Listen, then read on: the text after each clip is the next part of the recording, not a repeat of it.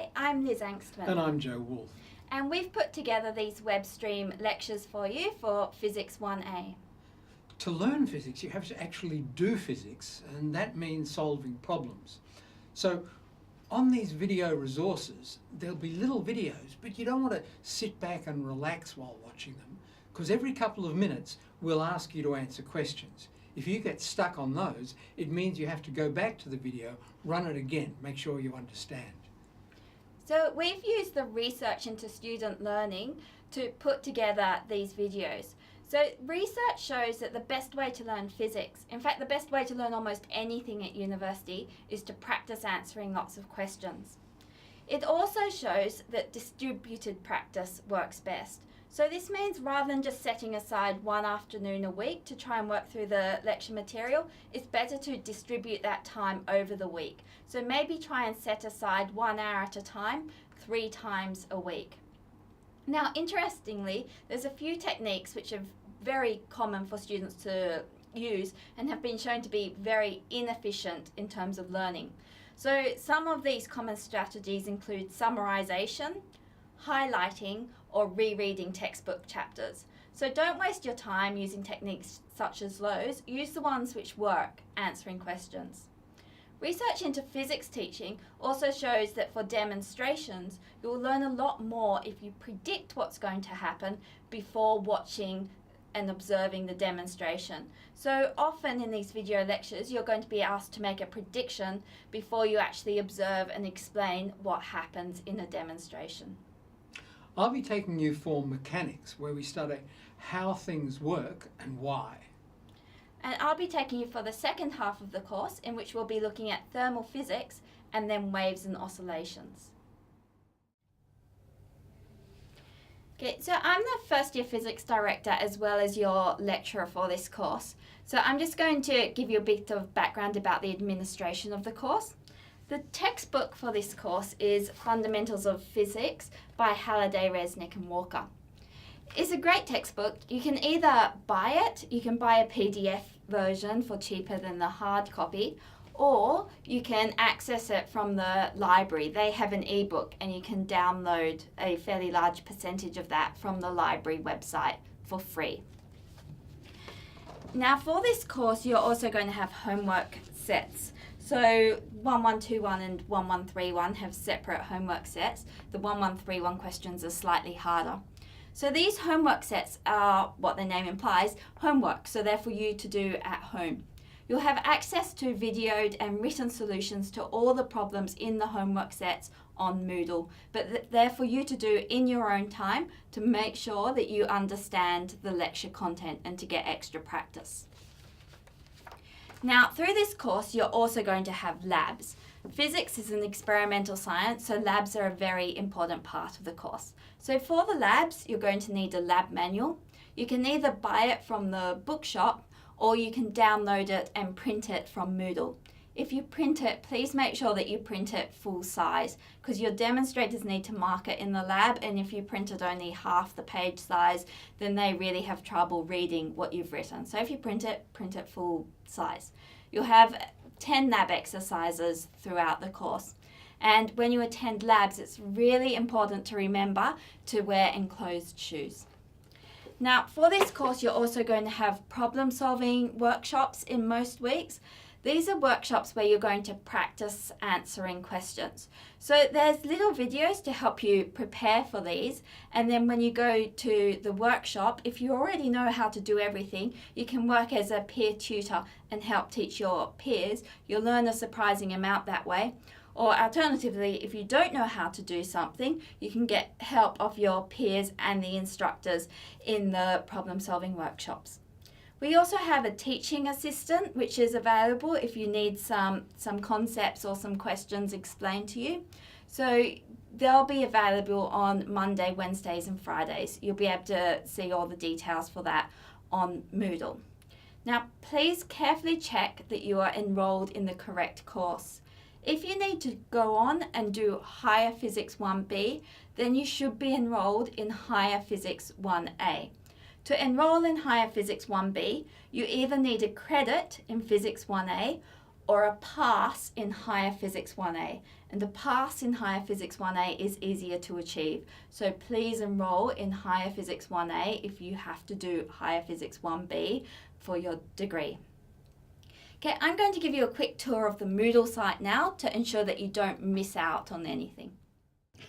Okay, so when you log into Moodle, it should look a little bit like this. Up the top, you've got the Physics 1A image. Immediately below that, you've got what's coming up in the next 3 weeks. So it's worthwhile looking over this just to make sure that you've done everything that is expected of you. Just below that's the announcements. You should have these set up so that they email you, because we only post important things on the announcements, so you'll want to make sure that you get made aware when information is posted up there. So for example, we'll post up when quizzes become available. Okay, now it's probably a good idea to open all so that you can see what's in the next sections. So below this, you've got the course information section. So there's a link to the 1121 site there, or if you're on 1131, it'll be a link to 1131. And you can see all the information about your lecturers and things there. Support links, make sure that you look at these if you're new to the university so that you know what support is available. Below that, you've got a syllabus and the course outline. The course outline tells you when all the assessment is coming up. We have fortnightly quizzes, and then you're going to have invigilated quizzes in the lab in weeks 8 and 13. You also have weekly lab exercises that start in week 2. You've got a link to the textbook here. So with the textbook, you've got the choice. You can either buy it, and there's a link to get it a little bit cheaper here, or you can download sections of it from the library for free. So if you click on that link, it'll prompt you to log into the library website, and you'll then be able to download quite a lot of the textbook. Okay, so below the textbook, we've got the course pack. So from the course pack, you can download the lab manual and also the homework booklets. So it's your choice. You can either buy the lab manual from the bookshop, or you can download it here and print it yourself. Below that, you've got a link to the past exams. So later in the course, these will be very useful practice for you. Plagiarism policy, just please make sure that you know what plagiarism is and that you don't do it. It'd be really great if you could do this mechanics survey to let us know what you already know about mechanics, and also your attitudes to physics and why you're doing the course. Okay, now below that, we've got the lecture notes section. As you're enrolled in the web stream, you'll be doing the web stream lectures, and I assume you've already found this link because you're watching this video, but if not, you click on this link and you can see all the web stream lectures here. They'll be made available during the semester, so each week more lectures will become available. These are set up as a book in Moodle, so you use the table of contents up in the top left-hand corner to get from page to page, or you can use the active links inside each of the pages here. So here's the orientation lecture, here's the video that you're watching right now, and you can either use the table of contents in the top or these arrows in the bottom to move forwards. So with these web stream lectures, you should watch the lesson and then do the practice quiz, because lots of research has shown us that the best way to learn physics is to answer questions. So this is your chance to practice answering questions. Okay, so below our lecture notes section, we have the laboratory section. So there's a safety induction. Again, it's set up in the book tool, so get through it using the table of contents in the top left-hand corner. Make sure that you do this safety induction before attending your first laboratory class, or you won't be allowed into the lab for OH&S reasons. Okay, and then once you've completed the safety induction, you'll be able to access this introductory experimentation book, and there's an introductory experimentation pre-work quiz to do before your class. So each week you'll do a little quiz before your class. There's some information here about problem-solving workshops, and there's an opportunity to come prepared if you want. You can look at the PowerPoint slides, which will be presented in that one. And below that, we've got quizzes. So these will be released every fortnight. Before you can access these fortnightly quizzes, you need to do this stack orientation exercise so that you know how to input your answers, because they're a bit fussy. You do have to answer everything to the correct number of significant figures, so please keep that in mind. Homework set solutions, these will be released during the semester.